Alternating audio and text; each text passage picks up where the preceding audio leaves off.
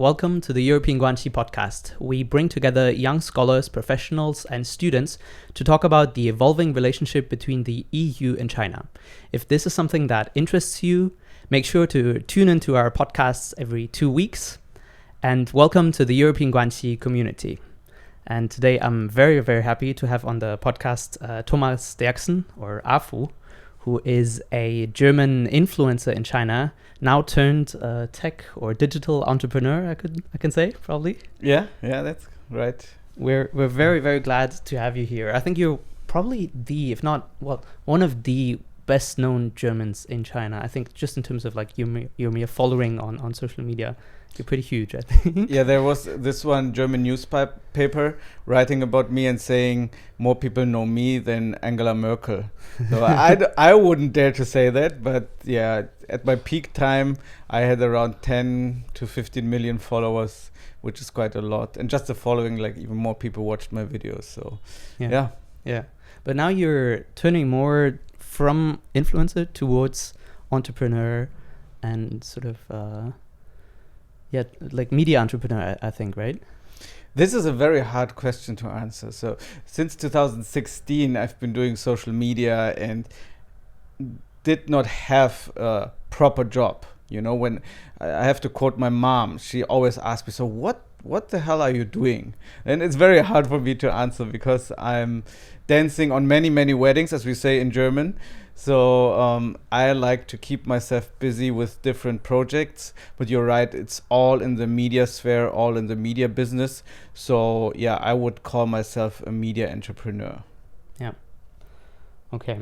So that's what we want to talk about today, your time as an influencer, but also increasingly recently your different startups and what's it like to launch a company here in China, and how does the Chinese media landscape look like? What are the new innovations that are happening here that we might expect in Europe as well in a couple of years, or who knows? So the first question I'm interested in is, let's say differently. Over the past decade or two, really, China's media landscape has transformed pretty dramatically and has been much more innovative than other internets in other countries, I would say, like WeChat, Weibo, Xiaohongshu, Douyin.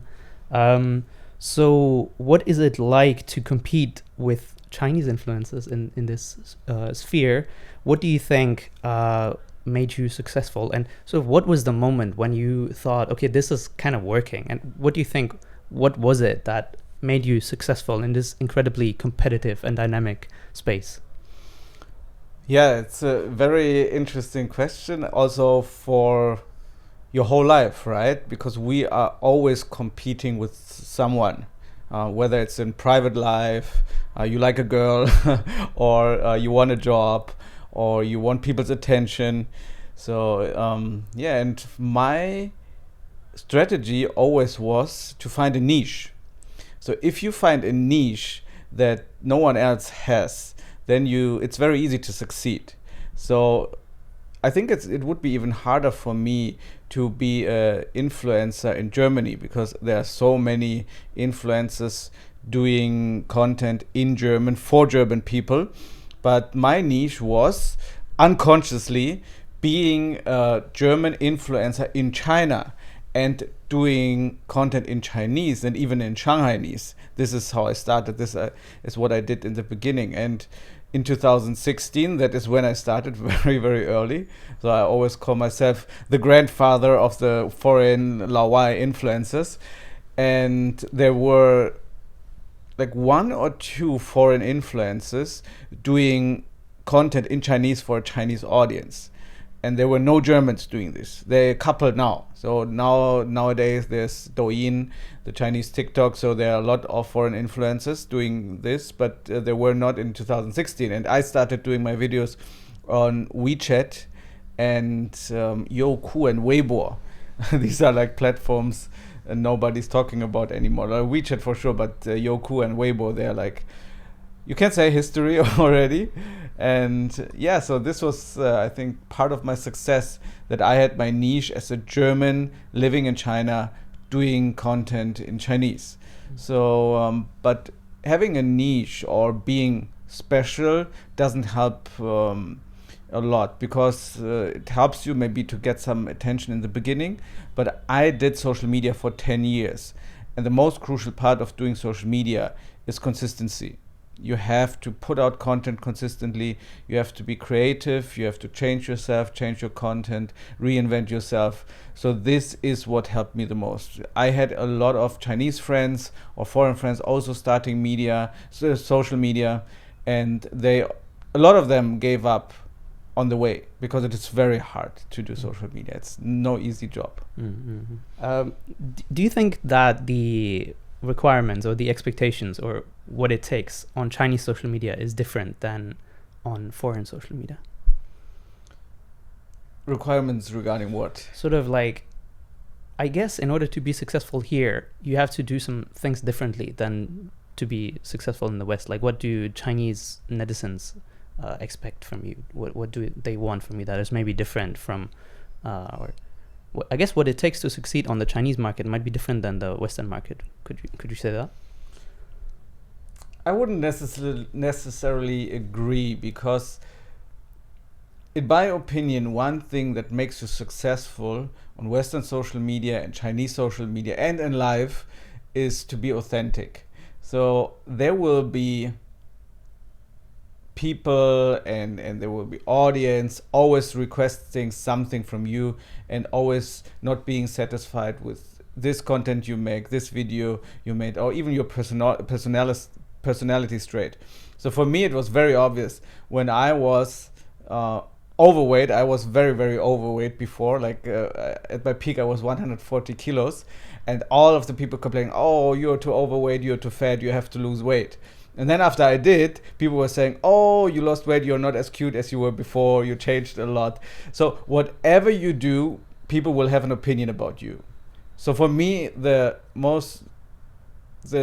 fastest way to being successful, but also to being content with your life, with your work, with what you do, is just be authentic. Do whatever you like, and if you like it, other people will also like it. Mm-hmm. What was the moment where you realized that maybe this is not a hobby anymore? Maybe this can become my career. And how did you think, how can I make this my career? So I was always open for everything. It started in school. I would always go to events. I would attend these very crazy projects and travel the world. Like, before I even came to China, I've been to South Africa, I've been to India, I've been to Japan, to the US, and I always wanted to see the world. I always wanted to be open to new things. So I just tried stuff. It's the same with the videos. I didn't have a plan to make this a career or to build a business out of it. I just did it because I thought it was fun. And then I found out, oh, people actually like it. People like to watch my videos. And then there was one day after posting like 6, 7, 8 videos where there's this amusement park in Shanghai, and they just opened they had a street food festival, and they asked me, do you want to come here and do a live stream for an hour, and we will pay you money for this? And it was like 5,000-6,000 RMB, which is a lot of money. And I thought, wow, this is crazy. So I just can go there and they pay me money, and I can eat street food for an hour. So that's when I found out that traffic, it's called 流量in Chinese. So having other people's attention and having views means you make money, and it makes sense, because in former times brands and companies paid a lot of money to get visibility on TV or in newspapers. Now the medium just shifted to social media, and this was quite fast, where I found out, oh, okay, so if people like to watch your content, it's also something that you can monetize. But I wouldn't say it's a very healthy way to monetize a business, because everything depends on you. If people like you can make money. If people don't like you, you cannot make money. So it's not a scalable business. And I would never say that any investors should invest in social media personalities because it's a very risky and dangerous business. Yeah. Talking about that, what are sort of, I think in our research we found that you once referred to being an entrepreneur as sort of analogous to being repeatedly punched in the face, I think, or something like that. Yeah. This is a keynote speech I did, like, and it is also necessary sometimes to get punches in the face by life, because this makes you stronger, and they will come sooner or later. It's not all sunshine on the way, especially when you're out in public and when people see you have visibility. I mean, even when you work in an office, in a corporate, you will always have, like, your colleagues will have opinions about you, your family members will have opinions about you, and if you're in the publics, it's times 1,000 or 1,000,000, right? And it is very hard sometimes when whatever you do, whatever you say is seen by millions of people. So so sometimes you get these punches in the face, but this is part of the game. I like to be on stages, I like to be on podcasts, I like to share my life, my experiences, and this is the price for it. And now I've been doing this for 10 years, so people know me, and there's no way back, so I just enjoy it. Yeah. I mean, we have a little bit the same thing in our organization, European Guanxi, that try many things. I think with us, because it's all sort of volunteering, it's all our side hustle. So when something doesn't work, it kind of like fades away.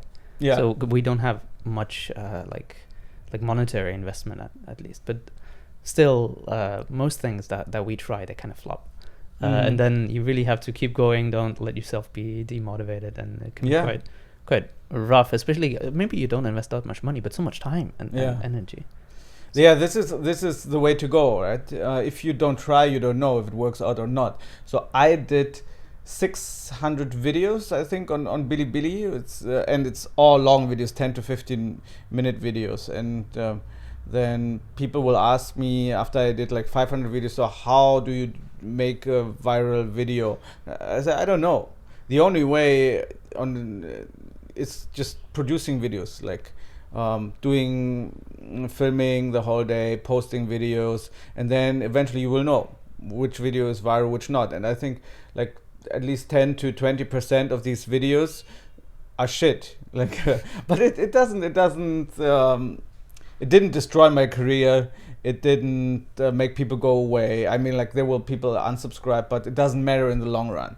It's a compound effect. So brick by brick, you build your career, and then there will be you will have a house in the end. So failing is part of the game, but also I think there's no failing, there's only learning. So you did one thing, you didn't succeed, and you said, okay, at least there's a lesson in it for my next venture or my next project. Let's talk a little bit about your most recent project, or maybe let's talk specifically about your podcast, the Made in China podcast, and then about your new newsletter, the Asia Bits newsletter. Maybe it's more than a newsletter at this point. It is, yeah. So for each of these projects, maybe let's talk about the podcast first. What was your motivation behind starting it? What is sort of the niche you want to cater to, or why do you think there is a requirement for this, both for the podcast and also for your newest venture? So I always think of what interests me the most, or what are like the thoughts I have myself, and then I will look out like on LinkedIn or online. Do other people have the same thoughts? And when COVID started in 2020, I saw so many people talking about China, what's happening in China, all these so-called China experts in Europe, in Germany. But the biggest problem is because traveling was restricted, they didn't have the possibility to come to China and see what's going on here. So I talked to my friend Damien and said, we have to do a podcast. So we started this podcast as Marketing Made in China, because we are both in the marketing business. In China, social media is also very close connected to marketing, and he has his own e-commerce company. So we said, okay, we have to talk about business and marketing in China, and because we are here on the ground, right? We can talk about it. We know, we experience it every day, and it's for every country, for every location, but especially for China, you have to be here to really understand what's happening. And even if you are here, sometimes you don't, right? So I was just annoyed by the people on LinkedIn, the China experts, that I said, okay, I can be annoyed and write stuff about them, or I just can change something. So we started the podcast. And in the beginning we did some like workshops for companies how to do marketing in China. We were talking about Tmall, Taobao, all the platforms and so on. And then we said, okay, maybe it would be interesting to interview a guest, invite a guest, and let them talk about the experience. And then when we did it, and then we found out, okay, it's much easier to do because you don't have to prepare all the stuff for yourself. You just prepare the interview questions. And most of them have much more interesting stuff to tell than we have. So then it developed into an interview podcast, and most of the people we interview, they're C-level decision makers, and they have very interesting experiences to share.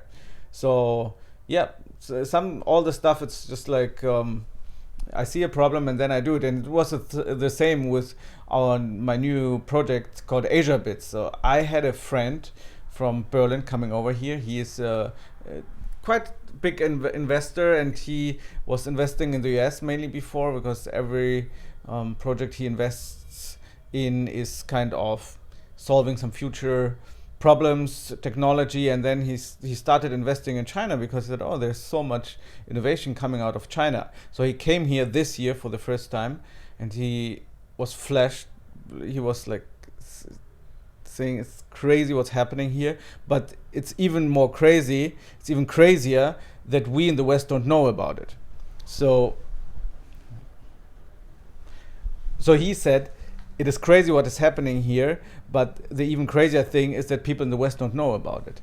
So he said, Thomas, you have to change it, because when we read the traditional German media, they are very, very critical of China, and nobody writes about technology, innovation, and if they do, it's like with 1 month or 2 months later, or even 6 months later. We saw it with EVs, for example. There was so much going on during COVID here, but the car makers, the journalists, they couldn't come here, so nobody knew. And then they came back after COVID and found out, wow, it's like all EVs on the streets here.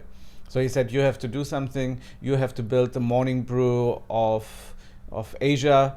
Morning Brew is like a very popular 5-minute newsletter in the US talking about business, and they have millions of subscribers. So he said, you have to do this for Asia. And then I met Michael, who is my co-founder now, and he practically built this newsletter for himself to stay up to date what's happening in Asia. He built this AI tool that will send him the summaries of the news, of daily news, to his inbox every day. And then I talked to him and said, oh wow, this is very interesting, can we do this for the public? And he said yes, and then we did. So we registered our company, and we started writing the newsletter to ourselves every morning for 2 weeks to make a test run. And then we said, okay, let's start. Let's tell everyone on LinkedIn that we started this newsletter. And now a couple of months later, already 10,000 people read it daily. Our newsletter. And I love doing it because I love producing content, and I love to do it in a more interesting way, because all the newsletters I read about China are like from old people for old people. So we wanted to do something that we ourselves would read, and we are very proud of what we achieved, and I think it's a great product. So we have this newsletter. We send it out Monday to Friday. Then we have the AI newsletter with focus on AI, where we talk about the newest developments here in China.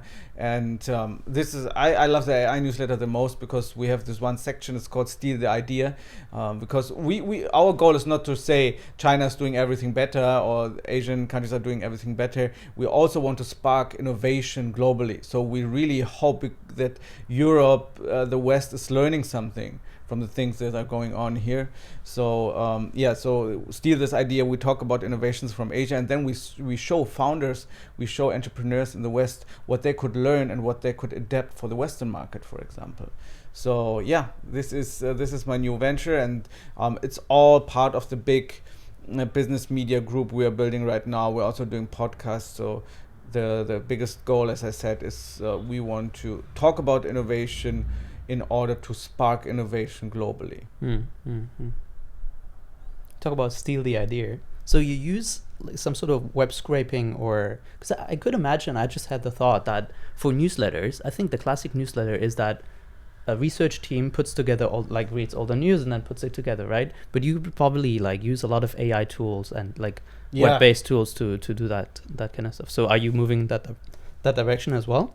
We're not moving. Okay. We're there already. Okay. So because this is something that nowadays you don't need human beings to do, right? Michael, he built this AI tool himself, the one he built for himself before. So he upgraded it, and this tool just does research on like 40 to 50 news websites every 6 hours. Okay. And it does the pre-selection for us. So what we said, okay, we want content that is interesting for a Western audience and with a focus on business, technology and innovation in Asia. So we will not write about domestic politics in Thailand, for example, or this kind of stuff. It should be relevant for a Western audience, and this already helps us a lot.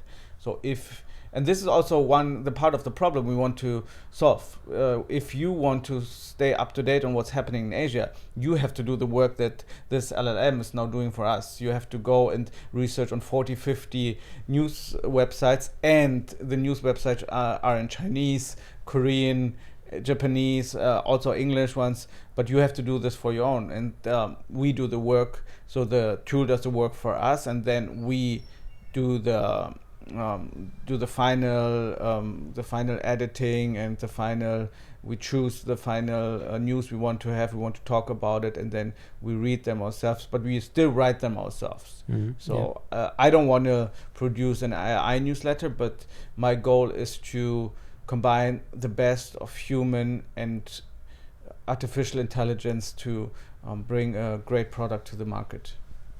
I hope from European Guanxi, our newsletter team, and we have a new story hunter team. I hope both of them are listening, honestly. Like there's a lot we can learn there. Something that is all very important and very close to me or our experience is that what is the market like? Like who's listening to you? With sort of the background thought that we sometimes see other organizations like ours, like youth organizations, but that are not around China, perform better than us, grow faster, more established, whatever. And for some time, we thought that it's because China is a difficult subject. It's especially in the EU bubble, like in the Brussels bubble. It's very contentious. Like people have different opinions, and there's definitely a lot of negativity about China as well, about the leadership.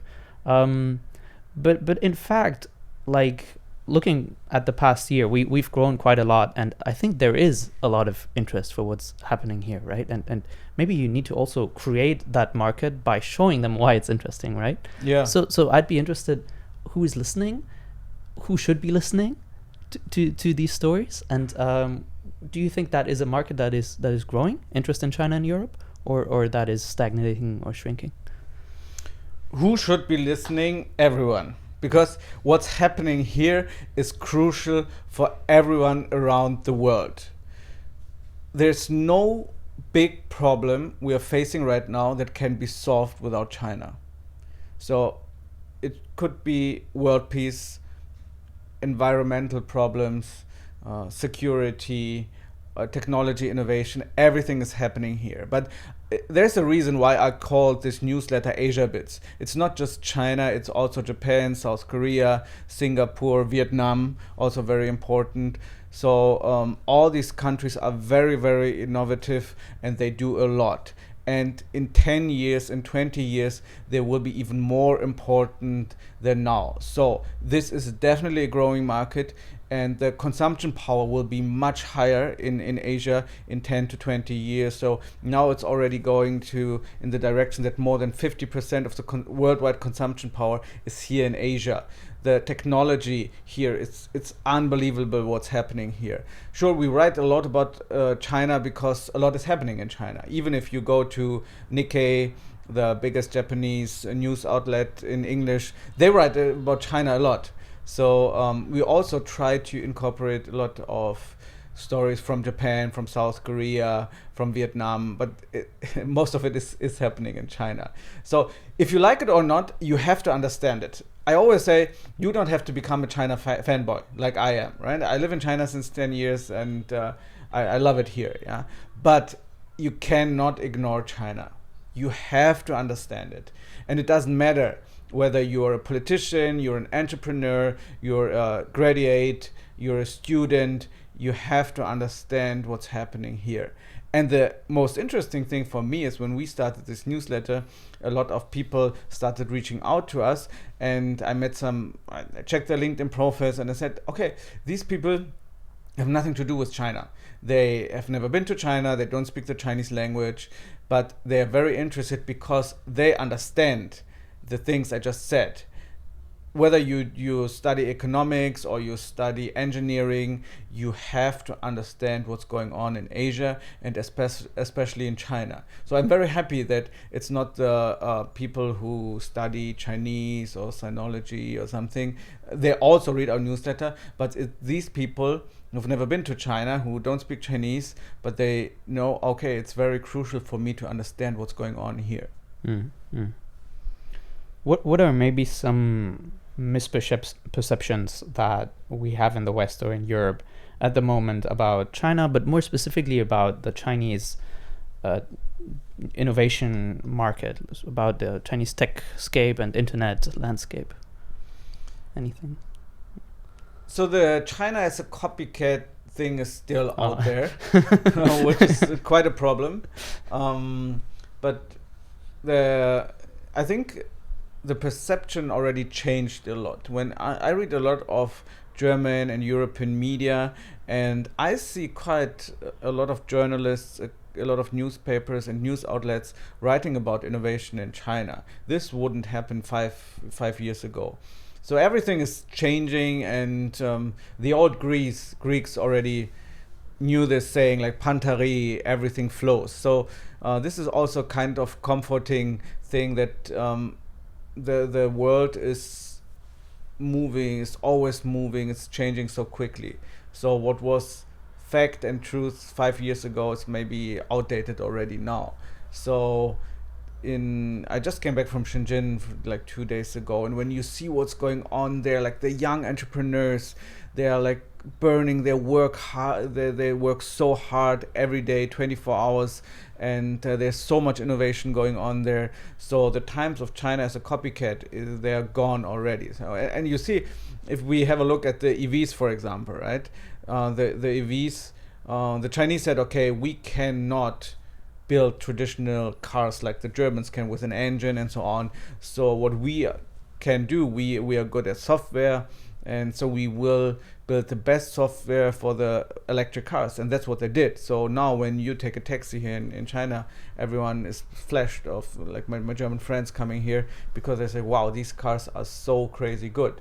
Because Chinese, they're very pragmatic. They know we cannot build the traditional cars, so we won't. So we just will do what we're good at, and this is the Chinese innovation, and the speed is unbelievable. The speed is unbelievable. When you see here, people are learning so fast, they're iterating very fast, and this is something I really admire. Let's maybe turn back a little bit to what you yourself are doing. And one thing I want to add, sorry for that. So the thing with the misconception is, at least there is some conception of China. So people try to understand or try to inform themselves about China, but the biggest problems are not the misconceptions about China. The biggest problem in Europe is the ignorance about China. So when I take a taxi here in China, every single taxi driver will ask me, where are you from? And then I say, I'm from Germany. And then they will ask thousands of questions about my personal life, but also about Germany. So they're very curious about what's happening in the outside world, what's happening in Europe, about domestic politics, about international relations. And when I am in Europe and I tell people that I live in China, it's like people are confused and they're not curious at all. So for me, like, they should ask me 1,000 questions, like, how is life in China? What do Chinese people think of Germany? But no way, like, they say, okay, that's it. And then, so this is the biggest problem. Ignorance is a bigger problem than misconceptions. So I guess here, like Asia Bits, all your projects, they cater to that, right? Because they and fight what ignorance. you do, it's the same. Like, so I'm very grateful for this podcast you do. You know, like, talking to young people, and you also living here in China, and sharing how your life is, and I guess it's the same. Like, people have to understand what's happening here. I want to say it again. You don't have to become a China fanboy, but you have to understand what's happening here. So people like you are also very important in this project. Yeah. What we face as well is that we're more political, right? We're a lot of our members are less sort of like the tech enthusiasts, but a lot of people that study sinology or that studied international relations or econ. And there it's you get very quickly into sort of this more contentious territory, and there as well, for example, for us it's incredibly hard to get funding. Both from the Chinese side, we have to be a bit careful because many of our members want to work in, they want to become diplomats or work at NATO or whatever. So if you get funding from the Chinese side, that's difficult. That's difficult for them because they have security clearing and so on. But also from the European side, it's very touchy. People don't want to fund something that does something with China. So there's a lot of we struggle with that part. And it's crazy. Well, yeah. It's crazy. I cannot understand it. So you are trying to build a bridge. You're trying to do Völkerverständigung, as we say in German, so the communication, the understanding between peoples of this world. So why is the people should be throwing money at you, like the institutions. So this is crazy. Yeah, I wish you the best. Because this, for sure, there will always be misunderstandings and conflicts between governments, and it has always been this way, and it will always be. But we have to support the communication between the human beings of every country, because when you talk to a Chinese family and you talk to a German family, they have the same dreams, they have the same wishes. They want to be healthy, they want to make a sustainable income, they hope for a better future for their children, and we have much more in common than differences. So I really hope that somebody can give you money and fund you. Yeah, I say the same about differences, but I want to talk a little bit more about your Asia bit. So what are sort of your next plan? Where do you want to take it? Because you said it's not only a newsletter; it's conceived as something bigger, right? So yeah, so it's a media business. So media has different kinds and shapes. So the next thing will be a podcast about technology and innovation in Asia, with focus on entrepreneurs, because I'm quite sure that people like people, and AI will not change this. We like human beings, The AI nowadays can make really nice music, for example, and there will be a niche where we will listen to AI music, but AI is too perfect to be a superstar, for example. Because why do we like the rock stars? Because they take drugs and they have very personal problems, and then we can see, they're human beings. So I will become a fan of him because I can somehow see it's a human being, and AI is too perfect. So what we have to focus on is the human beings and the interpersonal connection. So we will put the entrepreneurs into focus of this new podcast. And also we have a section in the newsletter I personally really like. It's called Head of the Day, where we introduce an entrepreneur from Asia and what he or she did different. And this is very, very interesting because all of the products they have human beings behind it. So and they also did something. They had an idea, then they started doing, then they started executing, they failed, they learned, they stand up again, and these are the stories that interest me the most. So this is what I want to do, and it's all part of this big project that we all are doing. It's like building bridges between East and West. Mm-hmm. Do you have? I was wondering if you have any like, not idols, like examples that you're following. I mean, there's some, for example, the story of Bloomberg is amazing. How this media company becomes this big conglomerate and has like data and all sorts of different businesses. So what I do, I don't have any idols or also one thing that I learned meeting a lot of successful people in quotation marks is like everyone struggles. Like I struggle, you're a CEO of a big company, they struggle either professionally or personally. Everyone cries in the pillow at night someday or another. So don't be fooled by what you see online. Like I've been doing social media for many years, so I can tell you that there's everyone looks great on LinkedIn, but I have a great LinkedIn profile. I reach a lot of people, but I also have my struggles. So just keep on doing what you like to do, and you can get some inspiration, learn from the best, but in the end you still have to have your own style, and you will figure it out on the way. Mm-hmm. I was going to say, glad that it looks so well from the outside, because European Guanxi looks great from the outside, but if people knew what the mess that's I'm also struggling a lot. Like sometimes I lie awake at night and I think, I'm such a big failure. I don't know. But then I wake up in the morning, have my first coffee, and then it's okay. Then I just keep on grinding. Yeah. Well, yeah. So next chapters we have something that we are struggling as well is people don't take us seriously because we're young. You were saying old people making content for other old people, but I mean, they often they have a lot of life experience and they have studied the stuff, right? So and they have a very good network. So often they get taken seriously, even if they're not on the ground and making the most up to date content. And if there's then this group of master students and a lot of bachelor students as well that make this sort of naive content about China, often it's hard to be taken seriously. And many people, once they are at a next stage in life, they also leave our organization and go for something a little bit more this is a big problem. I see a lot of people in China, foreigners here in China, they just have to stay here for long enough to get some kind of serious positions.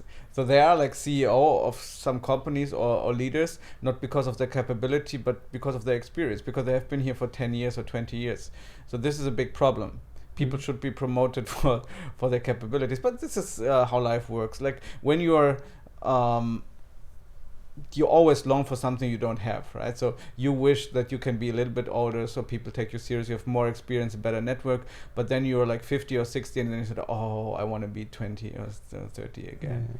So there will never be a perfect time of I think 35 is a very good age. Like I'm 37 now. I think this is a very good age because you're still quite young. It's like you're not that old, but people already kind of take you serious because I have like let's say 12 to 15 years work experience. I have a quite good network, but I'm still not I still have hair on my head, and I'm quite happy about this. I still can go to the gym, I still can go for running, and my knees don't hurt. So this is a quite my also it's just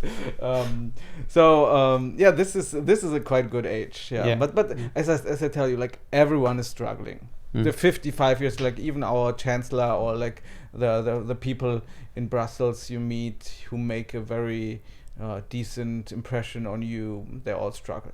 So they all pretend to be adults. Let's sort of come to a concluding question. By the way, you look much younger than really. that. Thank you so much. Yeah. Maybe let's finish on a little bit. What are your next steps without becoming like too concrete? But like, what do you think is sort of big incoming maybe some things that you see happening here on the Chinese market that you want to take elsewhere? Or I don't know, maybe you just want to grow the project you're running at the moment. What are sort of the next steps for you? Where do you think is growth? Where did you want to, do you want to get your fingers in, sort of? So we have like very concrete KPIs for sure. So for the newsletter, we started a couple of months ago. So we said we want to have 10,000 subscribers by the end of this year. We reached this goal already. So we want to have 100,000 by the end of next year. So I'm very happy about every European Guanxi listener to subscribe. And you won't regret it. It's really, really good content and nobody else does it. So I have to be I'm very confident that it is good stuff. And I'm very excited about the podcast we will start very soon, because I love to get inspiration from other people. And this month I was in Shenzhen 2 times already, and it's crazy. Like the people you meet, like people are very inspirational. They're so hardworking. They do crazy stuff, and this is something I'm very, very excited about. Yeah, and then I would just like every day. Like my motto is, just do every day what you have to do. When you're an entrepreneur, you wake up every morning and there are so many problems you have to solve, and you just solve one after another, and then in other people's eyes, you're successful. Yeah. And honestly, you're saying that you get inspiration from talking to other people. What you said about the newsletter, especially, like there's some inspiration like that I have to note down later and propose in the team. Yeah, and this is life, right? It's like taking and giving. Like you learn from me, I learn from the 55-year-olds. Or sometimes no, it's not even like this. A lot of stuff I also learn from younger people. So age is just a number. Very Kalenderspruch, as you say in German. But this is definitely is the thing. I have met many more inspirational 25-year-olds than 55-year-olds, because sometimes people take you more serious, but you also are very fixed in your ways, in the ways you think, and you're not as flexible anymore. And this is life, right? So don't long too much for being older. Other people get you serious, because then you are there, and then you would wish to be 25 again. Fair enough. So with that, thank you so much for coming. It was really inspiring and very fun conversation as well. Thanks for being here. Yeah, thanks for the invitation. I really enjoyed it.